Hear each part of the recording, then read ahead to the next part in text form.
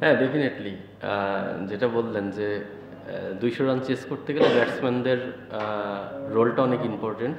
Top order থেকে একটা বড় রান করাটা খুব ইম্পর্টেন্ট। তো আমি ফিল করি পার্সোনালি যে আমরা বোলিংয়ের লাস্টের দিকে মোমেন্টামটা হারানোর পরে ব্যাটিংয়েও স্টার্টিং ওই মোমেন্টামটাই ক্যারি করেছি। যদি এটা আমরা ব্রেকডাউন করতে পারতাম, যদি আমরা ব্যাটিংয়ে স্টার্টিংটা ভালো হতো, আমার কাছে মনে হয় 204 রান চেস করা অসম্ভব ছিল না। এটা উইকেট খুবই ভালো ছিল, এটা চেজেবল ছিল।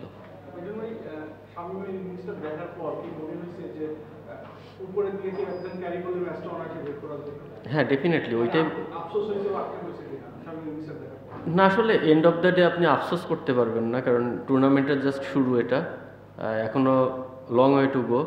তো আমাদের যে মিস্টেকগুলো হয়েছে সেগুলো থেকে ডেফিনেটলি আমরা শেখার চেষ্টা করব, সেখান থেকে আমরা পজিটিভ জিনিসগুলো নিব, আর নেগেটিভ যে জিনিসগুলো হয়েছে বা আমরা যেই জায়গাগুলোতে খারাপ করেছি সেই জায়গা কিভাবে আরও ভালো করা যায়, নেক্সট গেমে কিভাবে স্ট্রংলি কাম ব্যাক করা যায়, আমাদের ফোকাস ডেফিনেটলি ওই দিকেই থাকবে। আসলে ম্যাচের মধ্যে আপনি বলতে পারবেন না, এরকম কাউকে পার্সোনালি ব্লেম করাটা ঠিক না, কারণ সবাই সবার 100%টা দেওয়ার জন্যেই মাঠে নামে। তারপরেও যদি আপনি স্কোরবোর্ড দেখেন, ডেফিনেটলি ওই জায়গাটায় আমরা 20-30 রান বেশি দিয়ে দিয়েছি, কারণ যেভাবে খেলা যাচ্ছিল ওদের 180-170-র মধ্যে থাকা উচিত ছিল। বাট অঙ্কন প্লেড এক্সিলেন্ট, খুব ভালো, ওই সময়টায় খুব ভালো ইউজ করেছে স্লটটা। তো ডেফিনেটলি ওই জায়গাটাই অবশ্যই আমরা মোমেন্টামটা হারিয়েছি।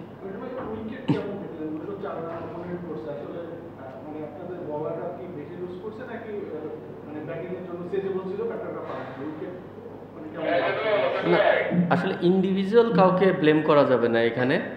আমি যেটা বললাম যে আমাদের বোলিংয়ে একটু লাস্টের দিকে কস্টলি হয়ে গেছে, যেরকম হওয়া উচিত ছিল সেরকমটা হয় নাই, আমরা কিছু রান বেশি দিয়ে দিয়েছি। অ্যাট দ্য সেম টাইম ব্যাটসম্যানরা যদি আমরা স্টার্টিং ভালো করতাম তাহলে কিন্তু ওই ল্যাকিংসটা পূরণ হয়ে যেত।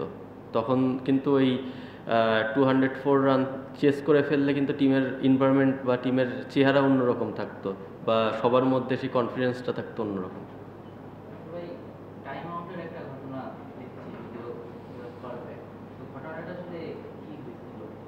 এটা আসলে মিরাজ মানে খুব বড় মনের পরিচয় দিয়েছে এখানে, অবশ্যই আপনার মিরাজকে ক্রেডিট দিতে হবে।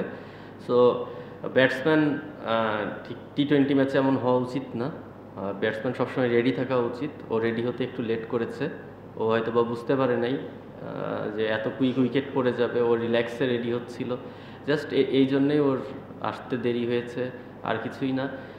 বাট আমি পার্সোনালি ফিল করি Miraz did a fantastic job, প্রশংসা অবশ্যই ও প্রাপ্য। জি, এটা তো রুলস, ক্রিকেটের রুলস। আপনার টাইম মতন না গেলে ফিল্ডিং সাইড আপিল করবে, কিন্তু ও যখন রিটার্ন করছে জিনিসটা, এইটাই ওকে ক্রেডিট দিতে হবে যে ডিসিশনটা তো সম্পূর্ণ ওর কল ছিল। দেখেন, এটা তো ক্রিকেটের রুলসে ওরা যাবেই, যেহেতু এটা লতে আউট আছে, লতে তো টাইম আউট বলতে একটা কথা আছে, একটা আউটের পার্ট আছে, তো ওরা ওদের লতেই গেছে, বাট দিন শেষে তো সেটা রিটার্ন করেছে।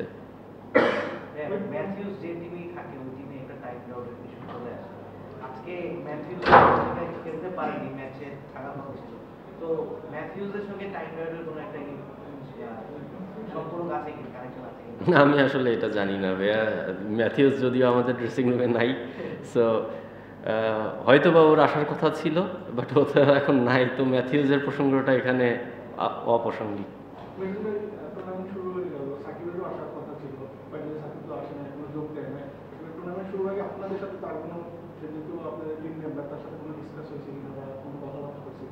না, আসলে সাকিব ভাইয়ের যে বিষয়টা ছিল সেটা সম্পূর্ণ আমাদের ম্যানেজমেন্ট বা টিম ওনার, উনি হ্যান্ডেল করছে, তো ওনার ব্যাপারে আমাদের প্লেয়ারদের কাছে কোনো ইনস্ট্রাকশন নেই। গতকাল দেখছিলাম যে আপনারা টেলিভিশনে খেলা দেখছেন আফ্রিদির সঙ্গে, আজকে শামীম একটা খুব ভালো ইনিংস খেলেছে, তো ওই আড্ডায় আফ্রিদির কতখানি ইনপুট ছিল, এবং শামীমি ইনিংসে মানে শামীমের সঙ্গে আফ্রিদি কোনো আলাদা কোনো কথা হয়েছে কিনা, যেহেতু আফ্রিদি খুব ইম্প্যাক্টফুল টি-20 প্লেয়ার ছিলেন, মানে আফ্রিদির ইম্প্যাক্ট কতখানি ছিল? না জাস্ট কালকে আমাদের একটা টিম ডিনার ছিল, জাস্ট ক্যাজুয়াল, সবার সঙ্গেই জাস্ট হাই হ্যালোই করছিল। ক্রিকেট নিয়ে খুব বেশি কথা হয়নি, ও জাস্ট ফর্মাল যে আলাপ হয় সেইগুলাই। তো আমি মনে করি না যে শামীমের এই ইম্প্যাক্টফুল ইনিংসের কোনো ক্রেডিট তার যাওয়া উচিত, কারণ ও আমাদের টিম সম্পর্কে খুব একটা বেশি এখনও জানেও না। ও খেলা দেখছে, হয়তো এরপরে ও আস্তে আস্তে ইনপুট দেওয়া শুরু করবে। বাট যেহেতু ও সব প্লেয়ারকে ঠিক মতন জানে না, ঠিক মতন চিনে না, তো এখনই যদি আমরা তার দিকে যাই তাহলে জিনিসটা আমার মনে হয় না রাইট হবে। এক বলে 15 রান একটা ঘটনা দেখবেন, মানে কখনো ক্যারিয়ারে এমন কোনো ঘটনা দেখছেন কি? পুরো অনেক ভাবে খেলতেছে। আসলে মানে আমরা অবশ্যই এই অ্যাডভান্টেজটা নেওয়া উচিত ছিল, যে 200 রান চেস করতে যে এক বলে 15 রান হয়ে গেছে, এটা আমাদের জন্য তো অবশ্যই একটা প্লাস পয়েন্ট ছিল। তারপরেও আমরা কাজে লাগাতে পারিনি আসলে সুযোগটা। তো না, আমি পার্সোনালি আমি কখনো দেখি নাই এরকম ঘটনা, এটা ফার্স্ট টাইম। Thank you.